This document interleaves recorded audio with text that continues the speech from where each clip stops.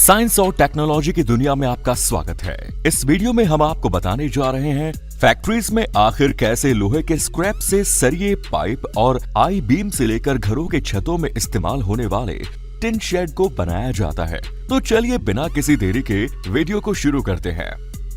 लोहे या स्टील की कुछ भी चीज बनाने के लिए सबसे पहले फैक्ट्रीज में लोहे के स्क्रैप को लाया जाता है।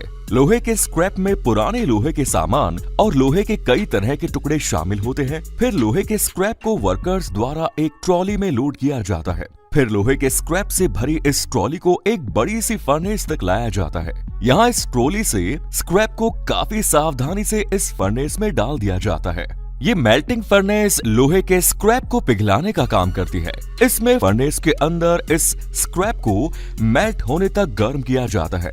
कुछ देर यूं ही फर्नेस में रहने के बाद जब ये स्क्रैप पूरी तरह से लिक्विड में बदल जाता है तो फिर इस पूरे कंटेनर को एक क्रेन की मदद से बाहर निकाल लिया जाता है। फिर इस मेल्टेड लिक्विड को एक छोटे कंटेनर में ले जाया जाता है। यहाँ से इस लिक्विड को इन मोल्ड्स में डाला जाता है। इस तरह से थोड़ा थोड़ा करके इस लिक्विड को इन सभी मोल्ड्स में डाल दिया जाता है। थोड़ी देर ठंडा होने के बाद इन मोल्ड्स से इन रेड हॉट बीम्स को बाहर निकाल लिया जाता है। फिर इन बीम्स को ठंडा होने पर एक जगह कलेक्ट कर लिया जाता है। इन बीम्स की मदद से ही अब लोहे के सारे प्रोडक्ट बनाए जाते हैं। अब लोहे के इन बीम से सरिया बनाने के लिए इन्हें एक कन्वेयर बेल्ट पर रखा जाता है। यहाँ से ये कन्वेयर बेल्ट इन्हें फर्नेस में ले जाता है, जहाँ इन बीम्स को रेड हॉट होने तक गर्म किया जाता है। 3000 डिग्री सेल्सियस टेम्परेचर पर गर्म होने के बाद जब ये बीम पूरी तरह से लाल हो जाता है तो इन बीम्स को एक एक करके अलग बाहर कन्वेयर पर डाल दिया जाता है। यहाँ से ये बीम आगे लगी डाई मशीन से गुजारा जाता है, जिससे ये बीम पतला और लंबा होता जाता है। एक बार इस बीम की आइडल लेंथ हो जाने के बाद इस बीम को सरिये की शेप में लाने के लिए मल्टीपल डाई मशीनों में से गुजारा जाता है, जिससे ये बीम पतला और लंबे हो जाते हैं। यहाँ इस लोहे को एक डाई से निकालकर दूसरी उसमें छोटी डाई डाल दी जाती है। इस तरह से इस लोहे को छोटी से छोटी डाई में से गुजारते हुए ये पतला होते जाता है और एक सरिये की शेप लेने लगता है। इस तरह से फाइनल डाई से गुजार कर ये लोहे की रॉड एक परफेक्ट सरिये की शेप में आ जाती है। फिर इसे ठंडा होने के लिए एक तरफ रख दिया जाता है और ठंडा होने के बाद ही सरिया पूरी तरह से बनकर तैयार हो जाता है। और स्टील के इन्हें बीम को गर्म करके और भी कई तरह के लोहे के उत्पाद बनाए जाते हैं, जिनमें इस तरह के स्टील वायर भी शामिल हैं। इन बीम्स को डाई में से गुजारते हुए काफी पतला वायर बना लिया जाता है। ये वायर डाई मशीन की मदद से तेजी से छल्लों के रूप में आगे की तरफ कन्वेयर पर फेंक दिया जाता है, जिसके बाद ये आगे ठंडा हो जाता है। फिर इस वायर को एक अलग प्लेटफॉर्म पर इकट्ठा करके इनके रोल बना दिए जाते हैं। और इसी तरह से आई बीम बनाने के लिए भी इन्हीं लोहे के बीम्स का इस्तेमाल किया जाता है। सबसे पहले इन बीम्स को फर्नेस में डालकर गर्म किया जाता है। गर्म होने के बाद इन बीम को कन्वेयर की मदद से आगे प्रोसेस के लिए लाया जाता है। यहाँ इन बीम को सीधे ही एक डाई रोलर में से गुजार दिया जाता है, जो कि इसे दोनों तरफ से बीच में से दबा देती है। फिर और अच्छे से शेप देने के लिए एक बार फिर से इसे डाई रोलर में से गुजारा जाता है, जिसके बाद ये बीम एक आई बीम की शेप लेने लगता है। फिर इस बीम को फाइनली एक बार और डाई मशीन में से गुजारा जाता है, जहां ये परफेक्ट आई बीम की शेप में आ जाता है। फिर इस आई बीम को आगे ठंडा होने के लिए निकाल दिया जाता है। इस तरह से इन आई बीम को बनाया जाता है। इन आई बीम का इस्तेमाल ब्रिज और बिल्डिंग कंस्ट्रक्शन के साथ बड़े बड़े ट्रेलर बनाने में किया जाता है, क्योंकि इस तरह के आई बीम काफी ज्यादा लोड बेयर कर सकते हैं।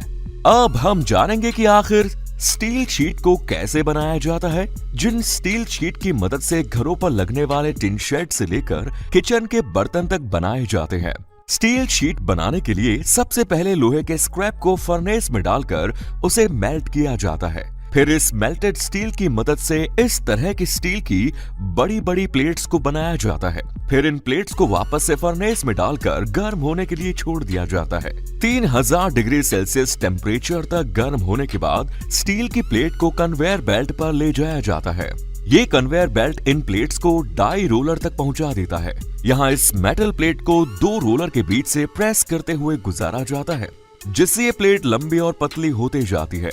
इस तरह से इस प्लेट को कन्वेयर की मदद से बार बार इस रोलिंग डाई मशीन के नीचे से गुजारा जाता है, जिससे इस प्लेट की थिकनेस काफी कम होती जाती है और इसकी लंबाई बढ़ती जाती है।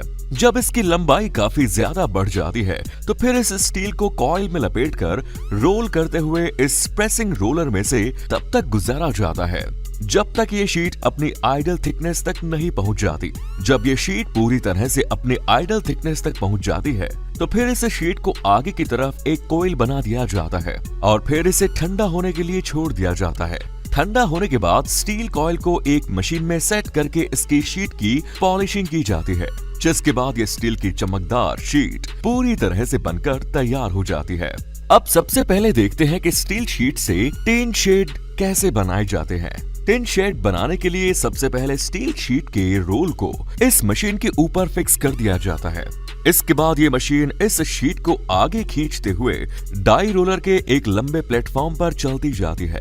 यहाँ बीच में लगे डाई रोलर इस शीट को प्रेस करते हुए इसमें नाले की शेप में डिजाइन बनाए जाते हैं। जैसे जैसे ये शीट आगे बढ़ती जाती है, इसमें लगे रोलर्स की संख्या भी बढ़ती जाती है।